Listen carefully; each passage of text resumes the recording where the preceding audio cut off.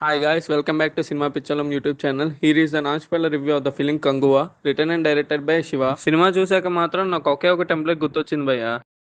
బాగుందనా? నిజం బాగుంది.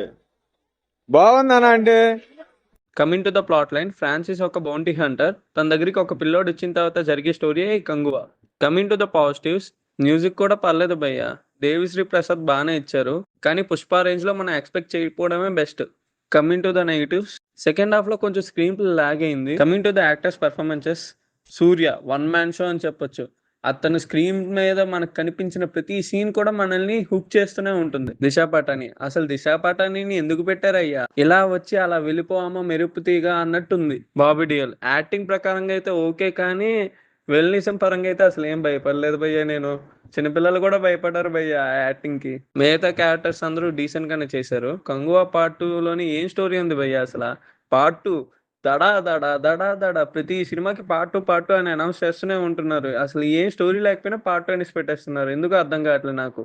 క్లైమాక్స్ లో ఏదో హైప్ ఇద్దామని చెప్పేసి పెట్టేస్తున్నారు భయ్య ఈ క్యామియోస్ ని.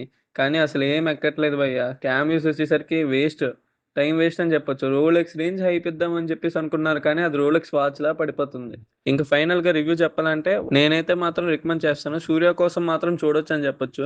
రివ్యూ ఎండ్ వరకు చూసారంటే మీకు రివ్యూ నచ్చే ఉంటుంది. నచ్చితే కనుక లైక్ చేసి, షేర్ చేసి, సబ్స్క్రైబ్ చేసుకుని పక్కన ఉన్న బెల్ ఐకాన్ క్లిక్ చేయండి. మేము ఇలా పెట్టగానే మీకు అలా వీడియోస్ వస్తాయి. మళ్ళీ ఇంకో రివ్యూతో కలుద్దాం. అంటే దెన్ బాయ్ గైస్.